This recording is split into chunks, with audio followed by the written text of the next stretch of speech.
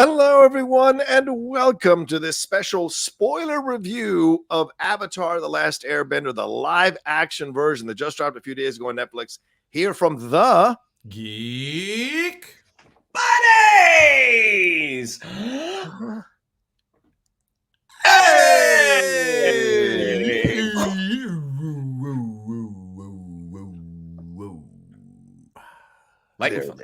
There it is. All right, so we are here to talk about this live action version of Avatar The Last Airbender. Season 1 dropped just a few days ago on Netflix, and we are going to break down our thoughts overall on the series, our feelings on what we thought went down in the series, how we felt the transfer. And now, of course, I'm not going to speak to the animation transfer. That's going to be more these two gentlemen, how they adapted the first season of 20 animated episodes into 8 episodes of live action television, and this without the creators Michael Dante DiMartino and Brian Konietzko, who left early on in the process due to creative differences. Albert Kim took over as the showrunner for this, and he had showrun Sleepy Hollow. And this one featured an interesting cast, and certainly a lot of established veteran actors in this cast as well, but a lot of newer actors being taking part and leading this particular adaptation. And before we dive in, let's introduce ourselves. I am the Outlaw John Rocha, writer, producer, and host here on the Geek Buddies. I am Michael Vogel, a writer and producer of animated TV shows and movies. And this is Shannon McClung. I'm a television actor and an animation writer where you can see some of our current work. Actually, this weekend, a new episode dropped. It was written by me for Season 3, Strawberry Shortcake, Berry in the Big City on YouTube, and you can watch Seasons 1 and 2 on Netflix. There we go. All right. So the way this is going to work is we're going to give our overall thoughts, and then I'm going to present storylines to these guys. Now, and in full disclosure, I've never seen the animated series. This was my first extended exposure to Avatar: The Last Airbender. I had seen some scenes from the animated series for sure. I'd never seen the M. Night Shyamalan film because it's at 5% of Rotten Tomatoes, and I have better things to do with my life. So I was ready to dive into this one and watch it. So I will be the person who has not seen the animated version, and these gentlemen have seen both the animated version and the live action version. So it's going to be a fun conversation for sure. For those of you who are not that well versed in, maybe you just click on this to watch. Here's the real quick synopsis. The world of Avatar is divided into 4 nations: the Earth Kingdom, the Air Nomads, the Water Tribes, and the Fire Nation, each with benders who can control their respective elements. When the new Avatar, Aang, who reincarnates like the Dalai Lama, hence the outfit, is entombed in a frozen prison due to his own powers. After his people have been wiped out, the Fire Nation starts a century-long war bent on world domination. When Katara and Saako, who we'll talk about in a second, break him out, the trio set off on a mission for Aang to learn all 4 elements and help save the world. Michael Vogel, I go to you first. Overall thoughts here: 8 live-action episodes, condensing 20 animated episodes. What are your thoughts on this show overall now?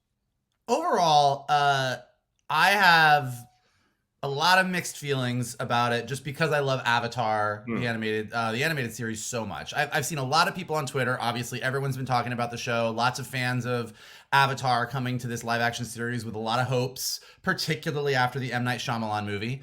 And I've seen a lot of people really happy. I've seen a lot of people happy to see these characters come to life in live action. I've seen a lot of people, especially when you compare it to the M. Night Shyamalan movie, just with the authenticity of the world, the authenticity of the actors, really sort of bringing the story from the animated series to life in a much truer way than it has in the past in live action, feeling really good about it.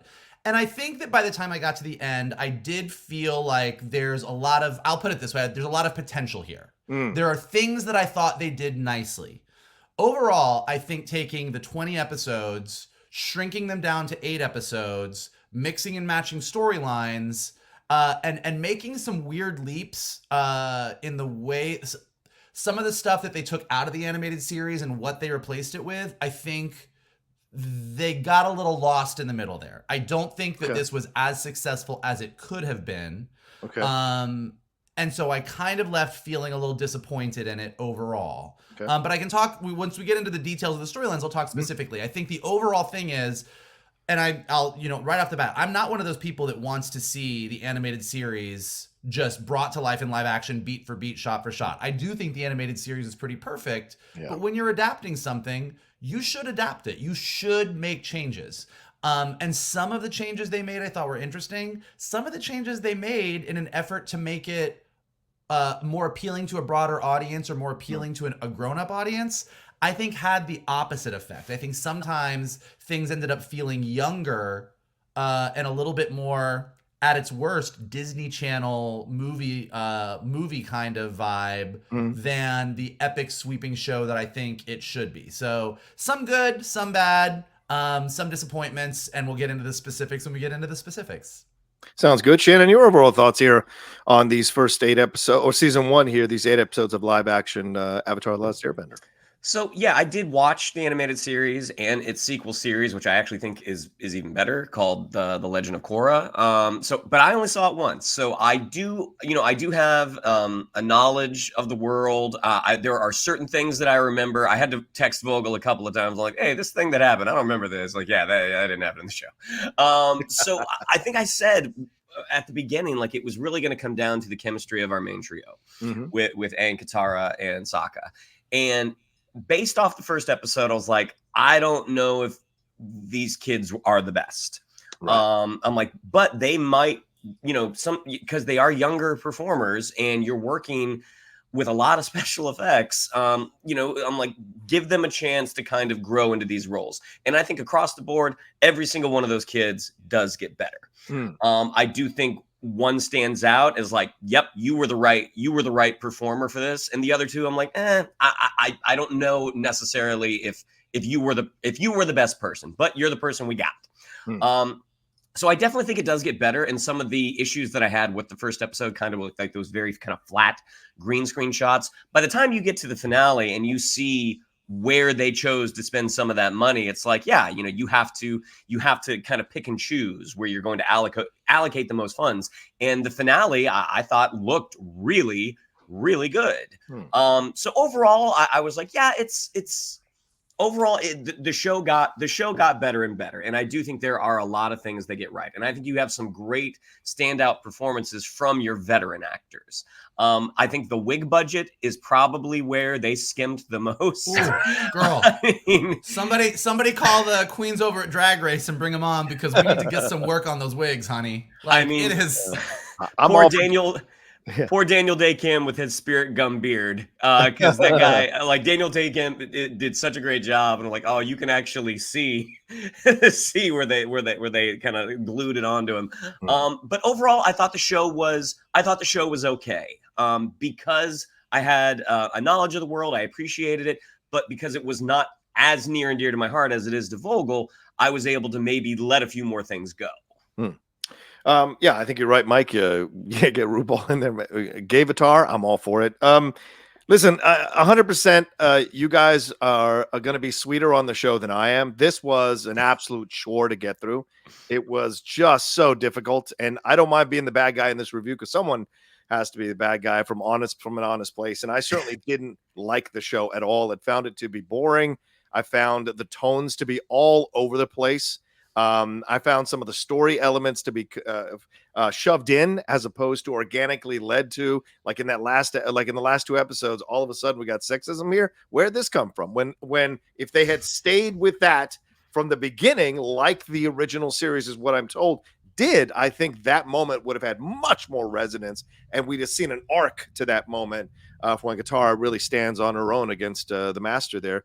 Shout out Daisy Martinez, who plays that, who I love as an actor. So for me, overall, I just felt it was too rushed. I felt the moments weren't 100% lived in. Some of the big themes they're dealing with in this show were kind of brushed over or glossed over, or were hammered home in ways that, like, you get what we're talking about? So there wasn't an adaptation that to me felt singularly its own while also honoring the series. And it felt like they were trying to play both sides of this, which is to try to strike out on their own, but constantly drop stuff to make you think, hey, we watched the series, we love the series too, as opposed to being its own thing. And Netflix has a spotty record on that with Death Note and Cowboy Bebop, but One Piece came out, was really good. A lot of people like that one. So, it's a bit of a spotty track record on this, but overall, I found myself falling asleep in 2 or 3 of the episodes. For like, I was pulling a Shannon McClung in the theater at times. I was falling asleep, having to rewatch some scenes to wake up to get what was going on. And I did think some of the other actors, the great actors who all have great resumes, were kind of acting down to the material, and that bothered me on so many levels. There are some standouts for sure, but overall, I thought this was a bit of a disappointment for me, who wanted to really like it and wanted to dive into this this world. So, but let's dive in. Let's dive into the first story. Let's talk about the thoughts on the main trio here and their storylines. Michael, I'll swing back to you on this one again. We've got Aang's fear of the weight of his responsibility as being the Avatar here. Sokka dealing with his daddy and leadership and warrior issues. Katara dealing with finding her voice. Certainly we felt that throughout, whether they dealt with the sexism or not. The idea of her finding her voice and her power and her strength was certainly there, and pushing back against sexism at the end there. So what did you think about how they handled the trio and their storylines separately and their storylines together, coming together at the end, feeling very Harry Potter-esque by the end there? What are your thoughts? So a couple things. One, let's start with Sokka, and we'll go our way to Aang in a minute. So I actually agree with you. I think they really made a misstep here on the Sokka thing. Yeah. I think the whole Sokka thing with his dad and wanting to live up to his dad and knowing that his dad didn't think he really had it in him is all fine. Yeah, sure. But when you're telling this story and you're gonna get to the Northern Water Tribe where Master Pakku is like, we don't let women bend. Yeah.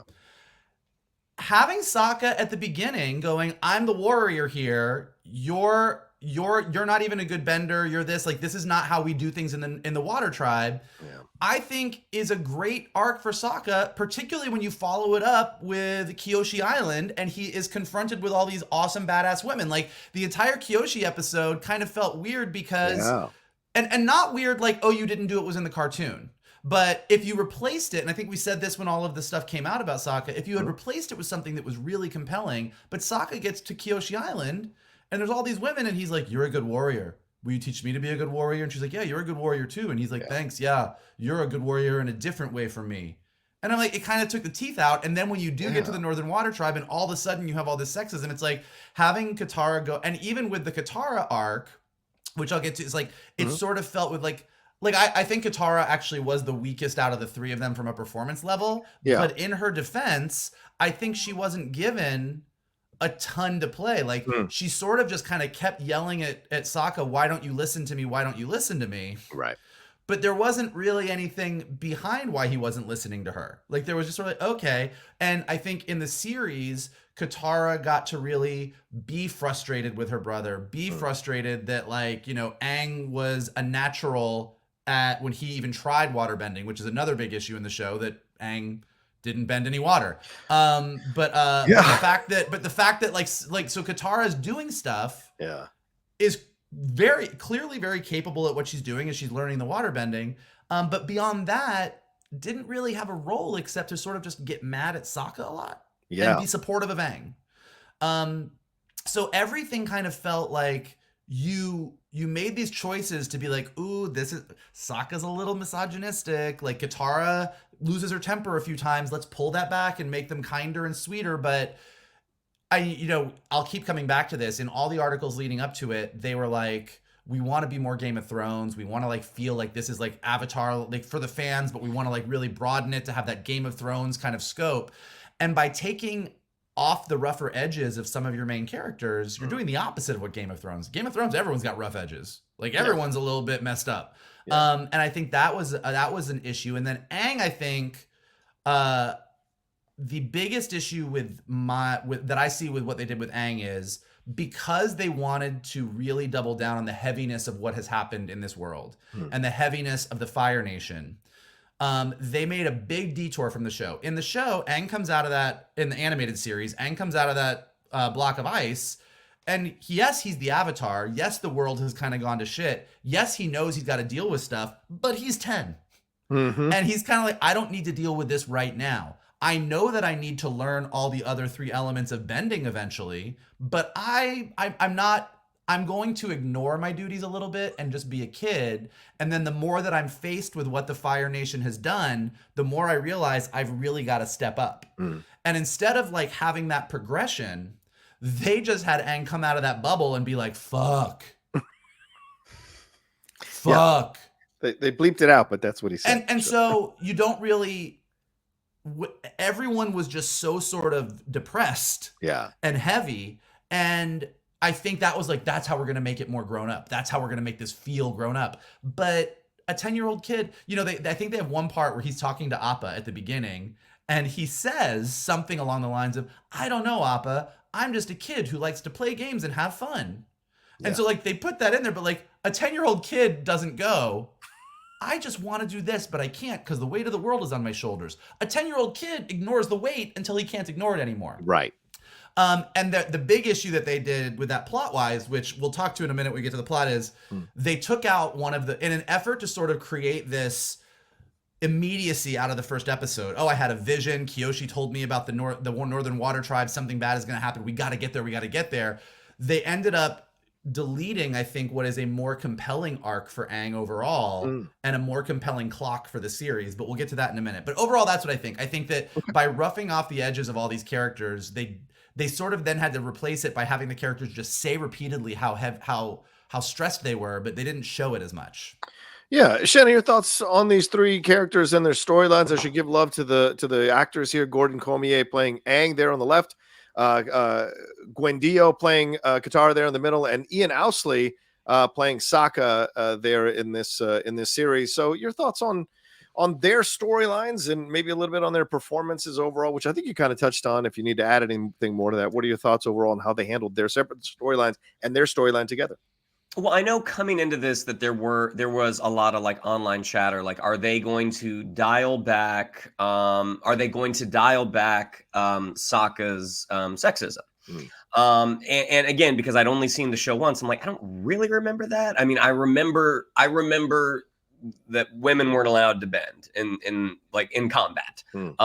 That's kind of what I remembered. And so I think Vogel is absolutely right. I mean, when it is part of a character's arc, like even though like it starts off as this is a bad trait, I mean, part of the enjoyment of watching long form storytelling is watching how characters change, and that was addressed a little fast. And like I do agree with Vogel. I think Gwendo's performance of the three, I do think she was by far the weakest, but she also kind of had the least amount to do. I thought he was fine.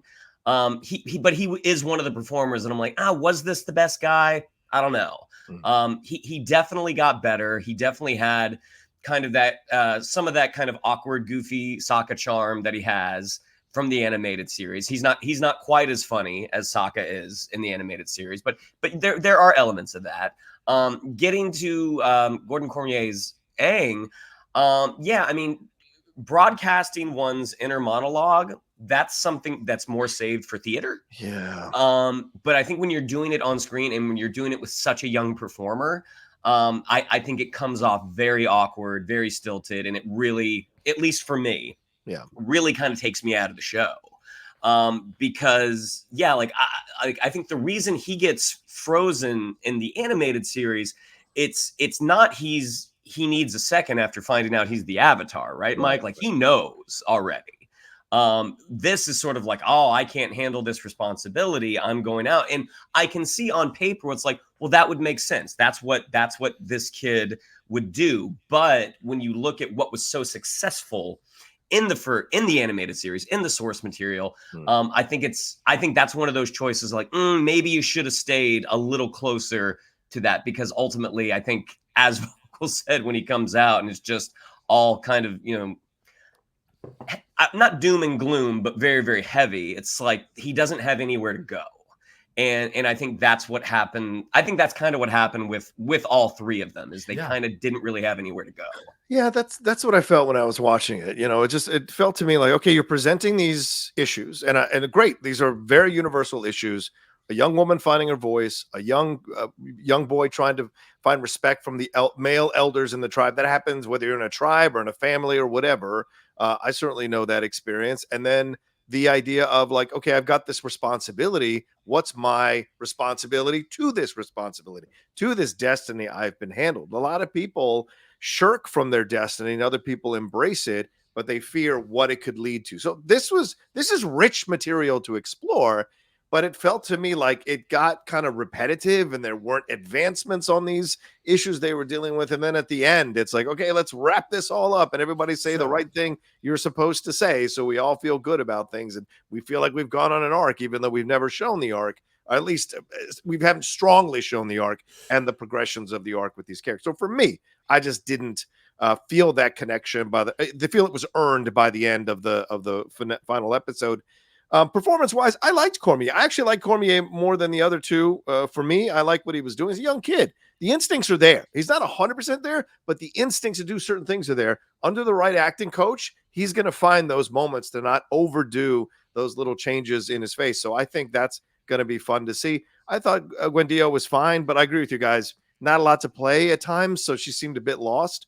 Ian Owsley was in and out for me. I did not believe him as this chick magnet. That was ridiculous. And I think that's because they didn't do enough to build up the charm of this guy. That despite his sexism, he's still got an interesting charm to him. So you can understand why this warrior girl might kiss him on the first. That's literally, people talk about a one-night stand. He had a one-day stand.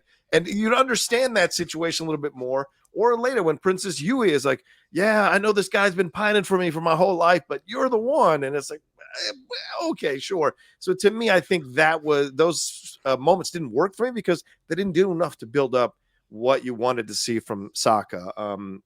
So that's my overall thoughts on that. Michael, you wanted to chime in with something else? Well, it gets beyond the actors. It gets more to what you were saying about Aang's arc and not having like that real drive, like you kind of getting lost. So we can talk about that in a minute. But sure. But I do think I do agree that Aang actually has some really great moments. I think there's some moments, particularly later in the season.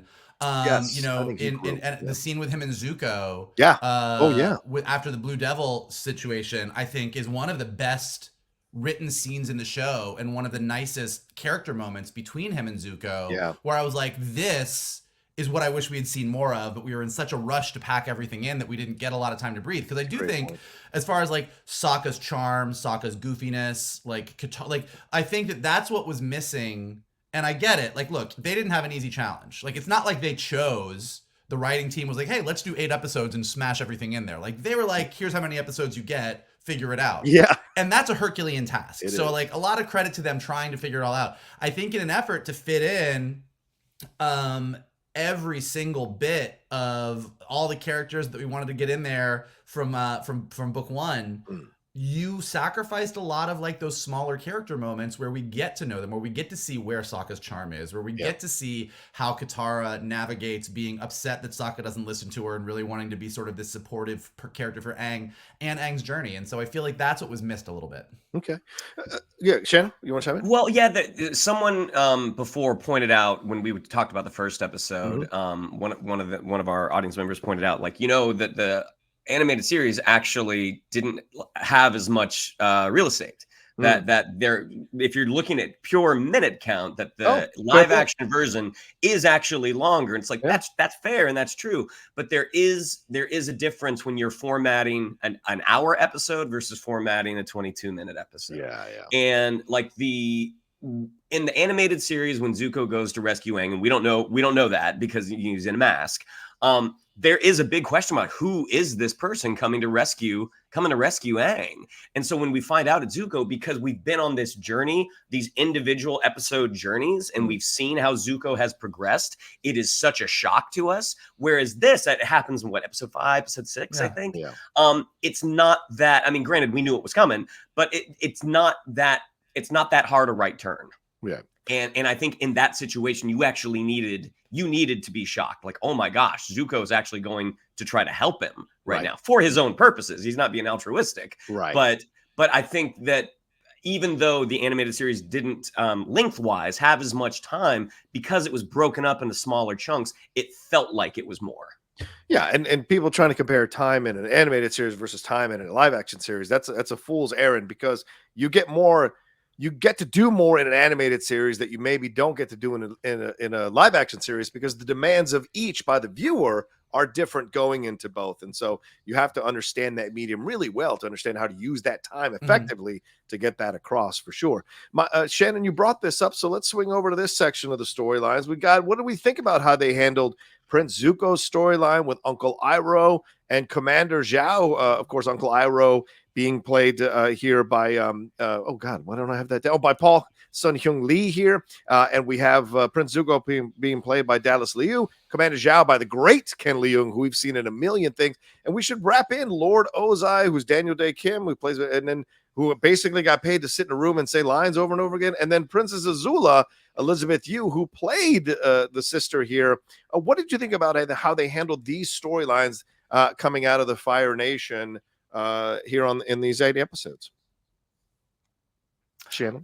So there again, because I don't know the series as intimately as Vogel does, I just know that the Zuko Iroh dynamic is one of the most enjoyable parts of the animated series. Iroh just has this mischievous glint in his eye the whole time, and even though Zuko is, forgive the pun, Zuko runs hot. Zuko is just like, we have to go. Right. There was a difference in their dynamic for the live action version. Like, Zuko came off, and I don't blame Dallas Liu for this. I think this is probably how it was written. Zuko comes off a little more whiny and a little more like, it's not fair. It's not fair. And I feel like Zuko in the animated series, he does have that impatience, but at the same time, he doesn't come off as someone who needs to be placated. Like, and again, maybe I'm misremembering this, but I feel like Zuko is he's much more direct. He doesn't come off as a complainer. It's like, here is my mission. Here is what I have to do.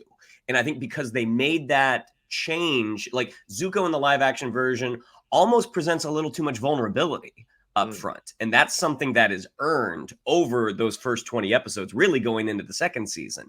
And I think because they made that change with Zuko, they had to make a change with Iroh. And so that sort of, everything's going to be okay, Iroh, with that mischievous glint that, tosses out these little pearls of wisdom, that kind of gets replaced by someone who's always having, again, forgive the pun, having to put out Zuko's fire. And so even though, like, I think the two actors were very good, and I like Paul Lee a lot. Yeah. I don't think the dynamic worked as well in the live action version versus the animated version. Over to Ozai and Azula, these are two characters that are presented much earlier with the live action version. Like, they don't show up until a bit later. Daniel Day Kim, Daniel Day Kim's awesome. Yeah. Like, there's a reason that he has had such a strong career. Like, he was kind of a discovery with Lost. Like, he was an actor, he was making his bones, but Lost is really what kind of announced him. And Daniel Day Kim's a great bad guy. And he projects this intensity. The duel between him and Zuko is a little different, and I think it was actually more satisfying in the live action version, and a lot of that was because of Daniel Day Kim. Ken Leung, that dude, he was doing the Lord's work with this show. I mean, I think he gets the award for best performance because already he's a fantastic actor, and Zhao is an interesting character in the animated series, and he makes him just as interesting, if not more interesting. He really, anytime he was on screen, he just added a weight and a gravity. There were stakes anytime Zhao was on screen. Like, it was just awesome getting to watch him in like this big special effects role. Anytime he flamed up, I was just like, here we go. Azula, Vogel will be able to speak better to her than I could, because I just remember that she came in late. Her first appearance in the series, I'm like, yeah, she's fine. But Azula is a pretty interesting character, and I don't know if it's because they introduced her so soon that her journey thus far is not quite as interesting as it was in the animated series thus far. Okay. Michael, your thoughts on the Fire Nation people, led by Zuko here, Prince Zuko. What are your thoughts on how they handled all this and made some changes to their relationships from animated to live action?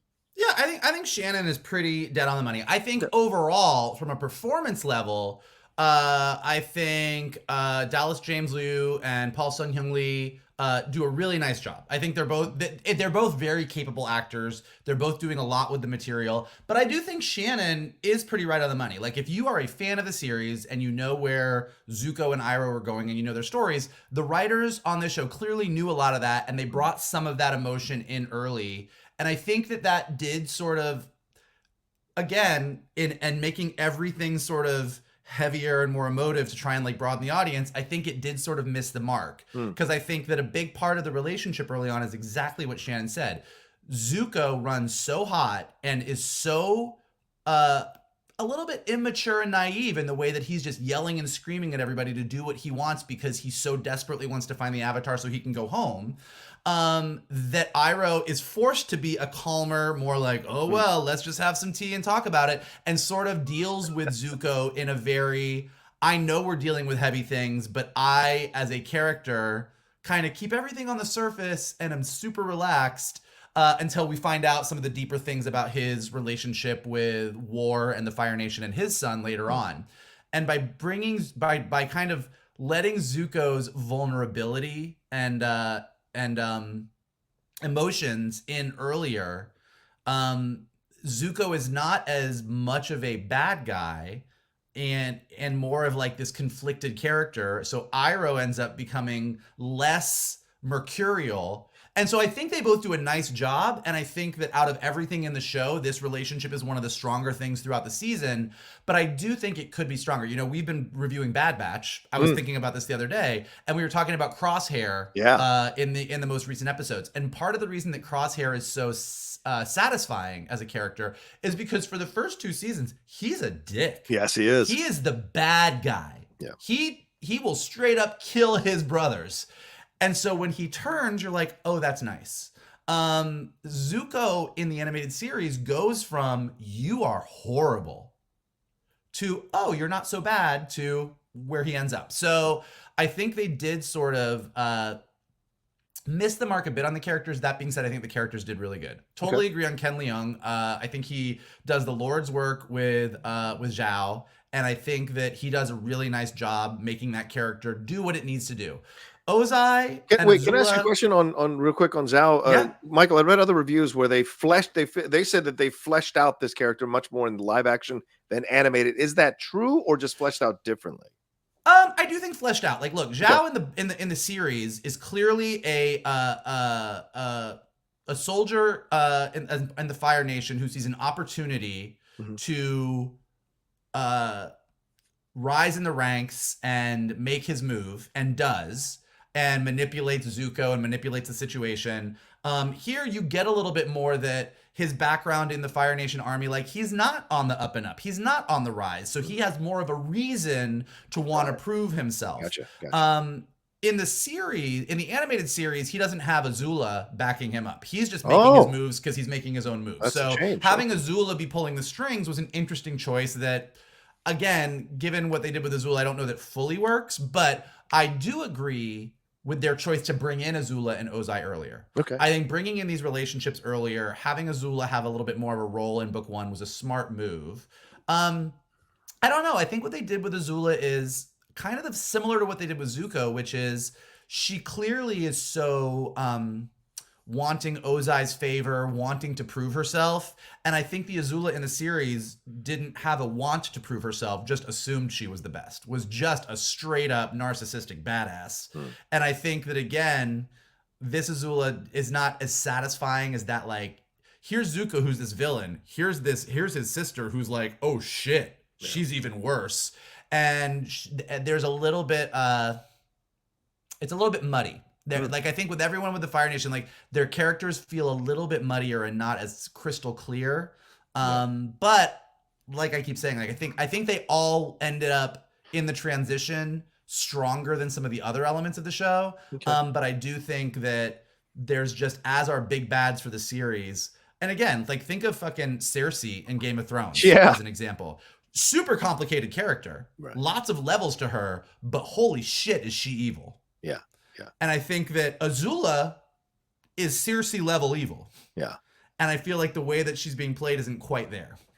Yeah, I would agree with that, with what a lot of you guys said. I'm going to bring in a little bit real quick, a little bit of pro wrestling. Here's the thing on pro wrestling. If you're going to go be a heel, you've got to be a really big heel. You know why? So they can totally hate you. But if you become so good at your job that you get over with the fans because they like how good you are as a heel, that's how you become a face. And I think that's where I think the mistake is with Zuko. Zuko should have been much more of a heel in the first few episodes of this, with no hint of the daddy issues, no hint of anything, just that his father wants it, and he knows his father wants him to do this, and he's got to do this. So it's all a drive here within him to be this thing. And then maybe by the boat ride, there is a break from this. And then they have an honest exchange as two young kids who have this destiny thrust upon them and these pressures put upon them, bonding in a way. And then you're like, oh, fuck, I don't know how to feel about Zuko now. And then it's a different thing. So that when he goes to the dark side, it's almost it's tragic by the end. And I think they fumbled that in the way they presented Zuko. That being said, the relationship with him and Iroh I thought was very fun, and I did enjoy those scenes. I wanted more with Iroh. We do get the idea. We do get presented the thing about his son. I would have liked to have seen that a little bit more, him dealing with that a little bit more, that being more of a motivation for him. The random things that he's like Doug from Up, where he's like, oh, food. You know, that I was like, why are we doing this? But maybe that's an animated series thing. I did like the confrontation with the soldier who lost his brother to the siege. I love that. I was like, let me have that. That's a nice element because everyone's loving the old cuddly guy, but like this guy was a pretty evil dude when he was running shit. Let me hear more about that. So I would have liked that to be fleshed. So there were elements here that if they had just dialed into them a little bit more and committed to them and not been afraid of how the audience would react, I think would have fleshed out these relationships a little bit more. The Ozai stuff, I give it to you guys to understand how they worked it in the series. But for me, it seemed kind of wasted. He was just in the background somewhere playing with his toys and getting mad at people in flashbacks. And it didn't have that power necessarily that I wanted it to have. And Zhao, I thought was good, but both you're right. The Lord's work, because they gave him a lot of dialogue. The motivations were kind of there, kind of not there. But Tony Leung is such a professional actor. By the way, him and Daniel Day, both in Lost. Great to see him get some more screen time to show what he can do as an actor, because he's fantastic. And I'm sure him as an Asian actor must feel really proud to see a series like this and have all these incredible Asian and indigenous actors being a part of it. So that was cool to see for Tony. With Azula, I felt like Azula, like they were doing Mean Girls with Azula, like the burn book and shit. And I feel like, why are we doing that with this? Like you said, Mike, if they had let her know that she was a badass, because they transplanted the sexism from Zuko to to Ozai versus his daughter, which might be there in the series, I don't know. But having Azula not be someone who is super confident about what the fuck she is, I think you lost something there by having her two little girls. Like he doesn't respect you, that kind of shit. It was like, what the fuck are we doing? So to me, it made it more infantile rather than actually badass if they were going for a Game of Thrones thing. That being said, all of them across the board, I thought did good work as actors overall. Mm-hmm. I think Elizabeth Yu has a nice strength and presence to her that as she gets older is going to be great to see as she ages as an actor. And Dallas Liu as well. He's going to really come into his own as an actor for sure. So those are my overall thoughts. Anything you want to add before we take a break for this section for the fire stuff? No? Mm-hmm. Okay, we'll take a break. All right, we're taking a break.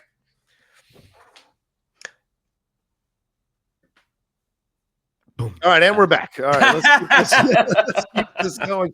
Michael, you mentioned overall story, so let's go back to you on this, because I do want to talk later about, and I know we're already 38 minutes into this review, but I do want to talk a little bit more later about the ensemble actors and some of the other designs and stuff. But overall story-wise, compared to the animated series, how do you feel this show did? You were alluding to it earlier. Speak on it a bit more, what your feelings are on this. So, I mean, I think overall, if I was going to say this is my one single biggest issue, it might be this, is that in an effort to keep the stakes high right out of the gate, I think, again, as we've been saying, in an effort to be like, this is all heavy, we didn't get those levels.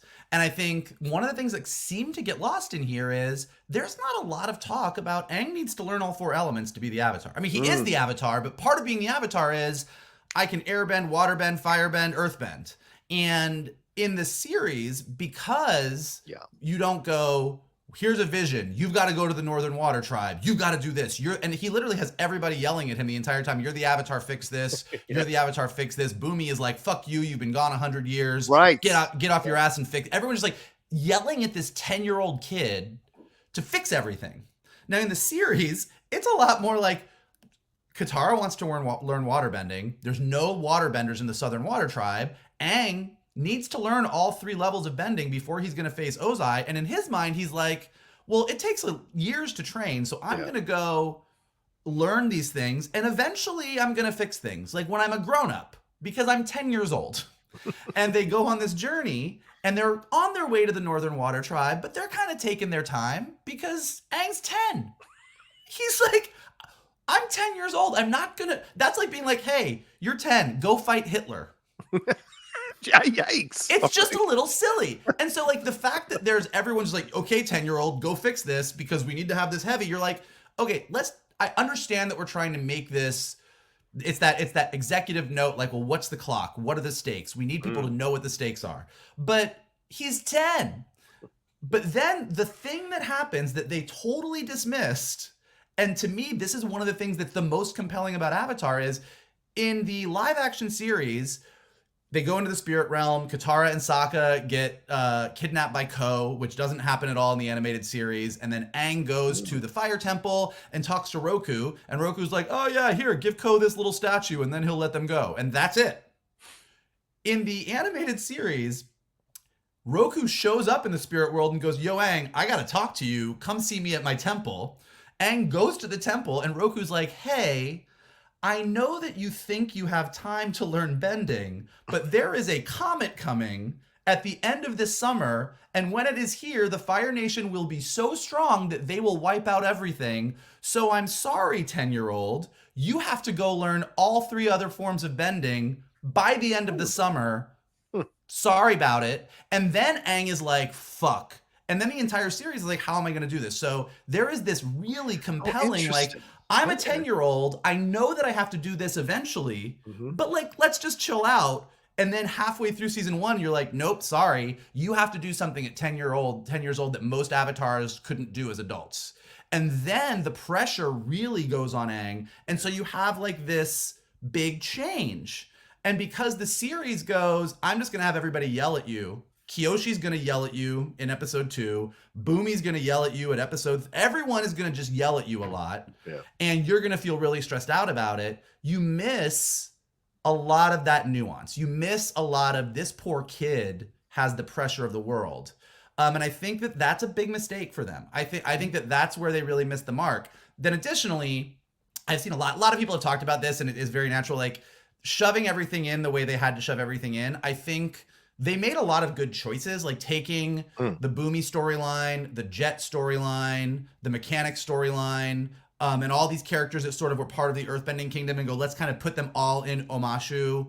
Let's do one episode in the Spirit Realm. I think that given the challenges they had, putting things where they put things for the most part were solid choices. But I think that because a lot of those character motivations got flattened out, a lot of the jumps to get from one place to the other felt more coincidental than really kind of worked through. So I think they made a lot of like good choices in a broad strokes, but the middle gets really messy. I will say, and I think this is kind of what left me feeling a little bit better, once you get to the Northern Water Tribe, like once they get there, despite the way that they get there, despite the fact that Aang's journey is a little bit messed up, those 2 episodes are paced out more naturally. I think you get in the middle of this series and you're like, fuck, what's happening? Who are these people? What's going on? There's a lot of stuff. What is all this? Once you get to the Northern Water Tribe and it slows down for 2 episodes and you go, okay, we're here.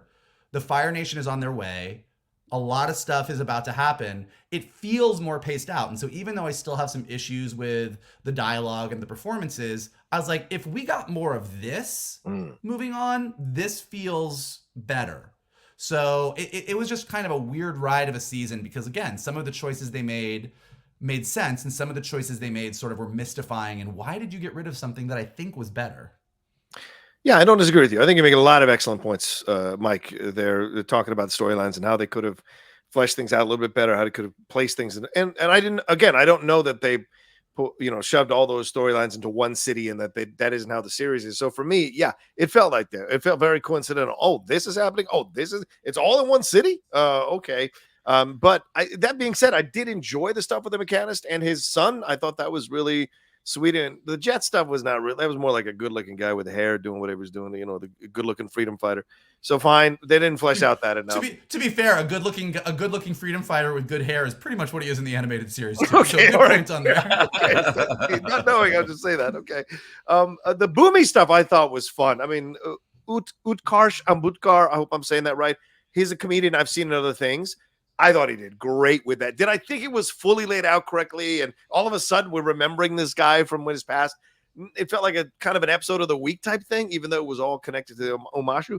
I liked the back and forth between them. And that's where I thought Cormier showed me, like, this guy can go toe to toe with some of these more seasoned actors, and he's got it. So although I didn't think it 100% hit the mark, I did enjoy their back and forth in those sequences and what have you. And I like that they brought it back at the end with him getting captured by Azula. What are your thoughts overall on the story here, Shannon? And if you want to touch on any of these themes that are a part of the series, anything that you overall storyline, like as Michael was talking about. I mean, pretty much what happens in season 1 of the animated series is pretty much what happens in season 1 of the live action series. Okay, I mean, it's all the same stuff. It's just sort of just distributed a little differently. And one of the challenges, because of Sozin's comment coming at the end of the summer, one of the challenges with adapting this into a multiple season show is these kids are going to age.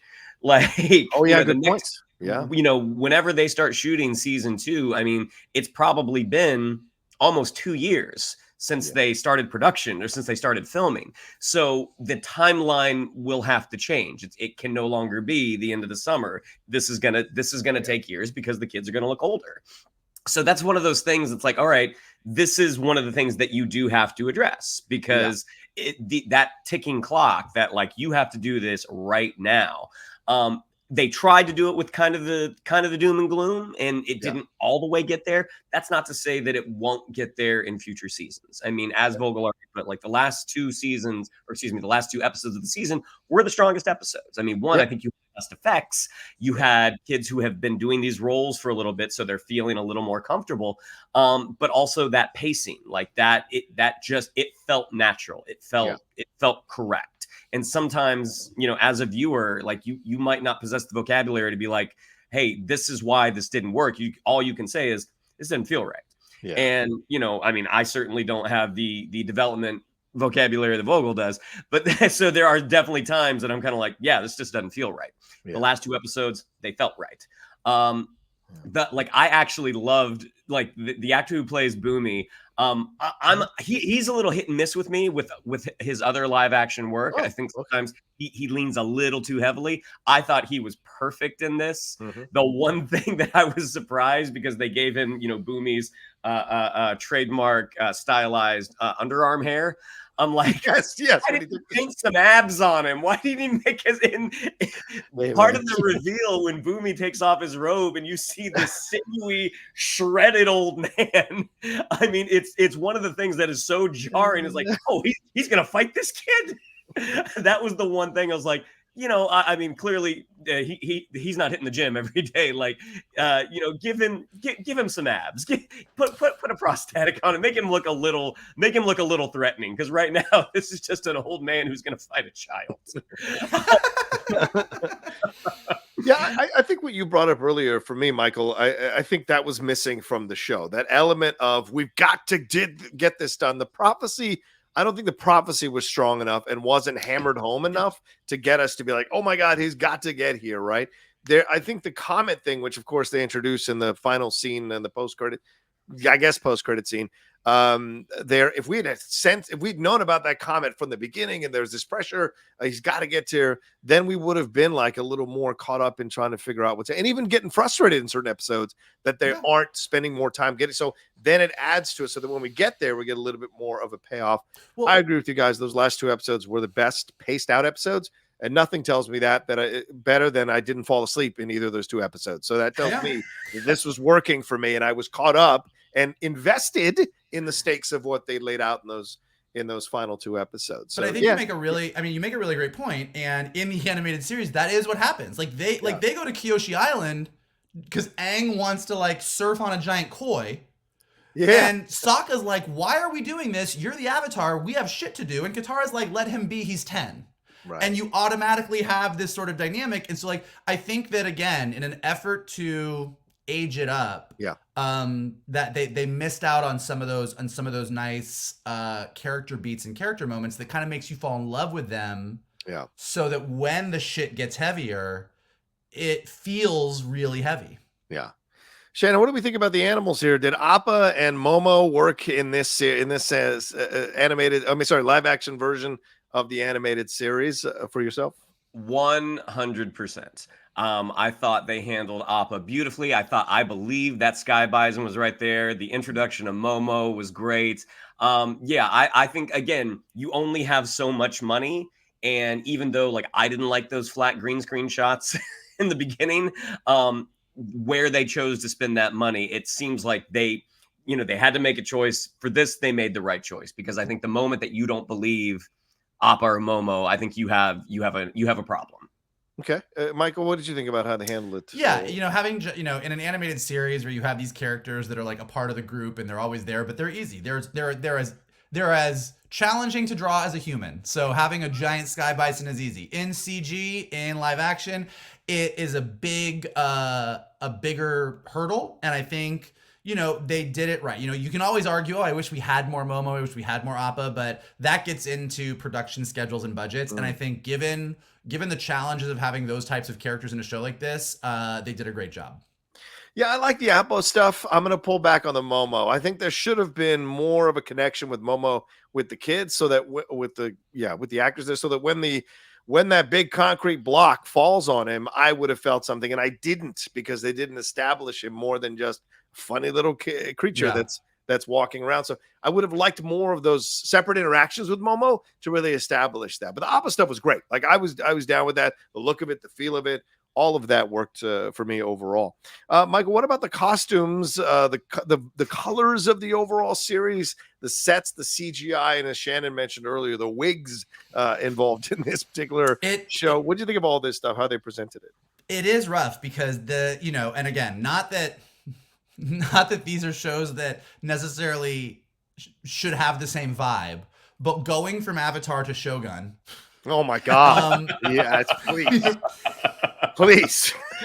Shogun. It's a different vibes. Don't ding me in the comments below. I get that they're two different shows, but part of the thing is that everything in Shogun just feels lived in. Feels authentic. It just feels they're dirty and the clothes are worn. And even when someone is dressed in something that's very fancy, it's very fancy in a way that you're like, they've worn this a lot of times. Like this is, and because you were taking all of these like bright costumes from the animated series and translating it to live action, and Shannon said this and when we talked about the first episode, and he's dead on, everything just looked a little too bright, a little too new. Yeah. Well, too like hey guys in the Northern Water Tribe, where are you getting all these really crispy outfits? Like they are crisp, and so everything just felt a little bit artificial. And then the wigs certainly didn't help that. Yeah. The wigs there's some moments where you were like, this is rough. I'm looking at you, Roku. Just like it didn't look great. And then some of the, I think that the sets were nice. I mean, it's certainly, as we said, some of them like green screen shots and some of those moments, but there's moments where you look at Omashu, there's moments where you look at the Northern Water Tribe and you're like, this looks really nice. I mean, for a TV series, this is some serious stuff. I do think in the spirit realm, and when we visit the avatars, particularly Roku, it felt a little Disney Channel set to me. And I think they missed the mark on, not that you had to build something super elaborate and expensive, but just doing some interesting stuff with the filmmaking, doing interesting stuff with your angles, doing interesting stuff with the filters. Like, I think there's things they could have done in a post-production kind of sense to really make the spirit realm feel a little bit more foreign. And it just felt like, oh, cool, we're in a cool set with red mountains in the background. And it didn't really... there was sort of a lack of creativity I felt there. It's an Instagram filter as opposed to an actual like different land you're going into. Yeah, I could understand that for sure. Shannon, what did you think of the costumes, the colors, the CGI, the sets, and of course the wigs? Well, I mean, Aang stands out because he's in bright red and orange and yellow. But I do feel like over time that did start. I feel like that was the natural aging process that costume went through over the course of filming, however many months that they filmed. And obviously he would have had more than one. I feel like the ones that didn't stand out as much were the folks from the Earth Kingdom, because you do have some of those brighter greens, but you also have browns. You have things that look a little more authentic. And the same with the Fire Nation. Like you have some of them in armor, and so it kind of tamps down on those brighter shades. Yeah, like the right off the rack feel that they had in the first episode that did really stand out. And not that we need Shogun level, because I don't expect Ozai to be lopping anybody's head off anytime soon. Oh my God. Hey. I'm sure I mean, you know, we saw more reactions of people being burned to death. Yeah, true. We would have in this. But overall, it's like, yeah, I mean, the fully agree with Vogel about when Aang is talking to the other avatars. Like it seemed like maybe they just kind of ran out of time. There was just sort of a lack of imagination when he was talking. Like Kyoshi was the first one. It was just like it just kind of looks kind of blurry behind her. Like I feel like this is an otherworldly situation. It needs to feel otherworldly. Right now it doesn't. And a change that they made, and one of the things I had to text Vogel about when Kyoshi shows up and rocks all the firebenders, I'm like, man, that was an awesome scene, and that is not something they do in the animated series.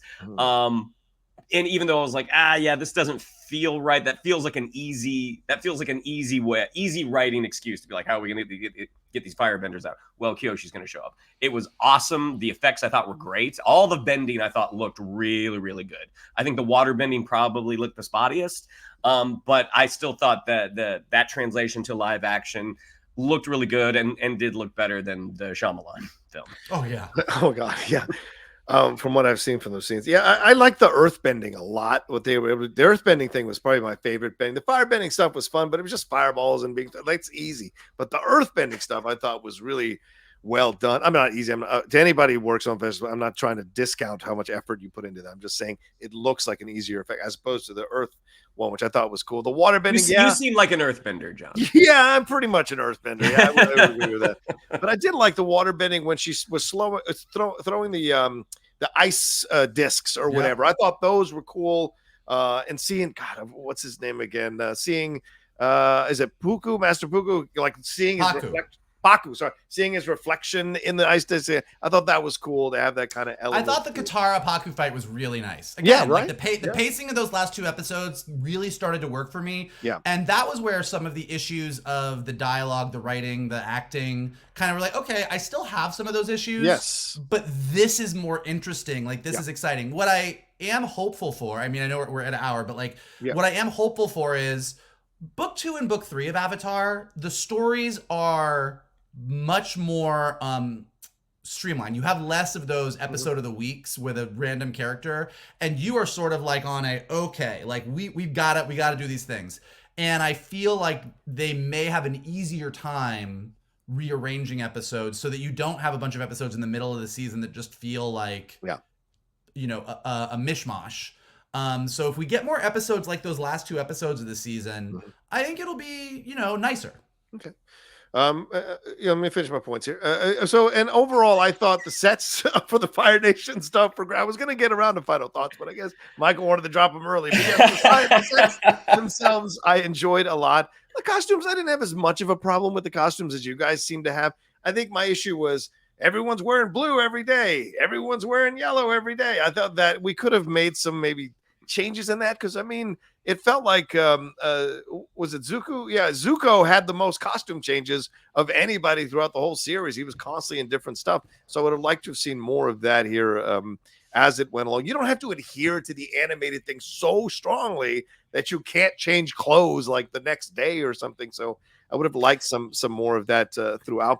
Yeah, the wigs, yeah, we've already talked about. The CGI worked in some spots and then didn't work in others. Like I like that water spirit at the end when Avatar gave himself to the ocean spirit, rather, and seeing what he was doing. I thought that was awesome. That was really kind of overwhelming to see. And in some of the usage there in the second episode with the warriors, when they're coming down, as you mentioned, Shannon wiping out the firebenders, that was awesome special effects.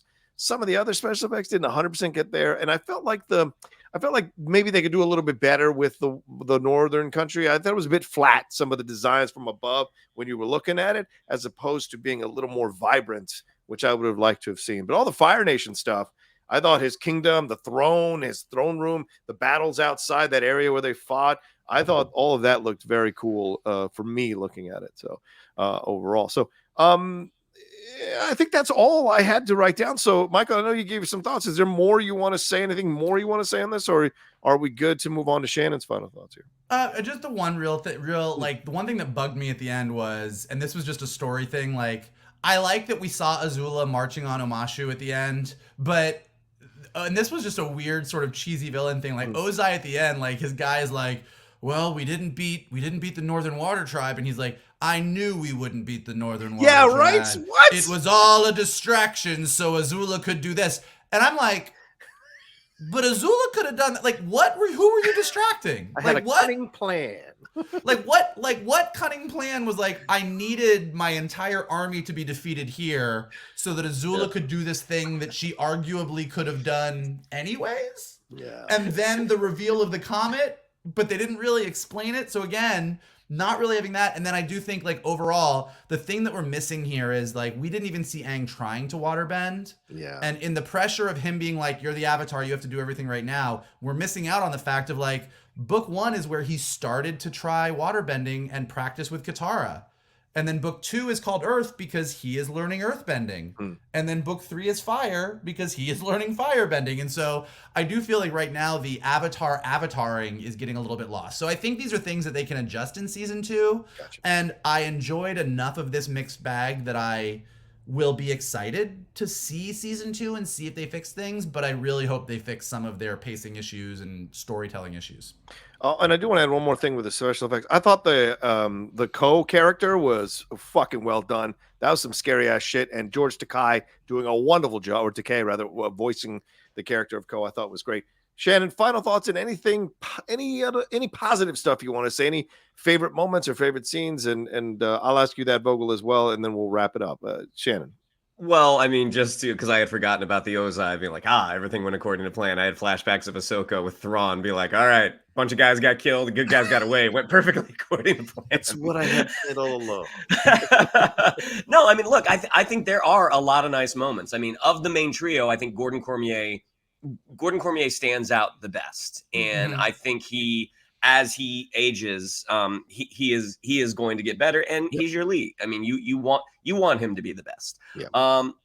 A lot of the, like, I know we didn't talk about Danny Pudi, but, like, I love Danny Pudi, and seeing him as the Mechanist, I was like, this is perfect. This is perfect casting. Like, Danny Pudi really knows how to play a role like this. Yeah, I mean, the hope is that the show just gets better, because what they were trying to do, and Vogel already addressed this, what they were trying to do to adapt this, it was a big undertaking. Yeah. And, they probably learned some lessons, and hopefully they're able to apply those lessons going forward. And there are some great characters, especially in Earth, that we're going to meet, who teaches Aang how to earthbend. One like an Iroh level character. They are wonderful.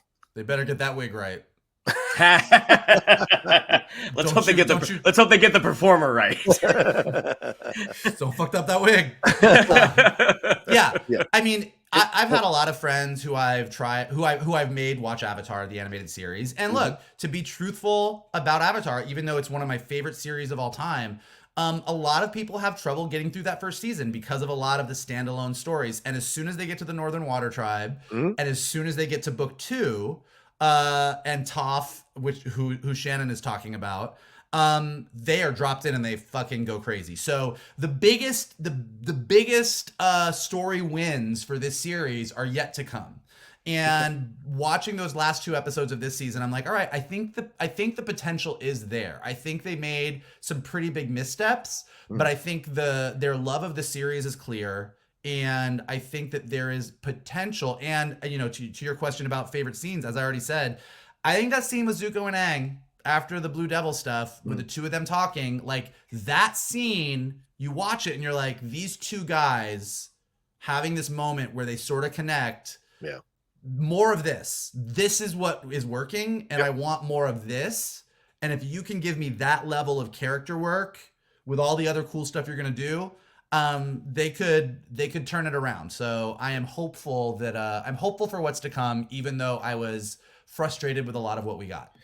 Yeah, I will agree with that. I already mentioned the Boomy stuff. I really love the Boomy stuff. The Yui stuff was really difficult. Amber Midthunder is a much better actress than what she showed here, and I will have to assume that's the material, because Prey is one of my favorite recent movies the last couple of years.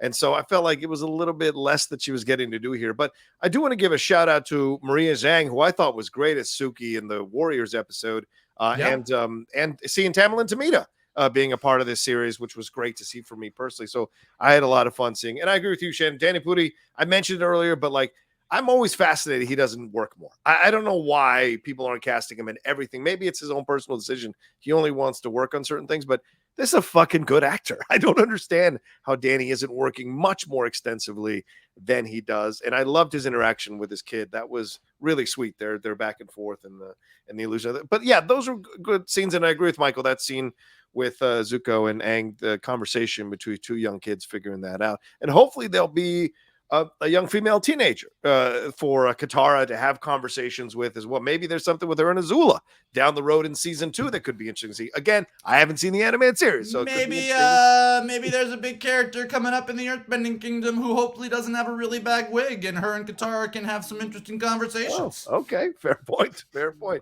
All right, there you go. That's our overall spoiler review here. We wanted to keep it under an hour, but unfortunately we couldn't because we had a lot to say on this, unfortunately. But no, unfortunately for you all, I hope. But thank you all so much for watching or listening to our spoiler review for Avatar: The Last Airbender. As Shannon mentioned, this one took a long time to come around, and if they've got the scripts done, and if you look at the timetable, it might take another 18 months to get us out again like it did this time. So maybe 2026, if there's going to be a season 2, we shall see, depending on Netflix's reactions and the ratings. So, Shannon, what do we have to tell the nice people who've watched us here? Or yeah, I'd like to follow us on social media. On Twitter, it's at @geek_buddies. On Instagram, at @the_geek_buddies. If you'd like to follow me on social media, on Twitter, it's at @Shannon_McClung. On Instagram, it's Shannon the Geek Buddy. If you would like to follow Mr. Vogel, it is at MKToon. If you would like to follow Mr. Rocha, it is at The Rocha Says. Mikey?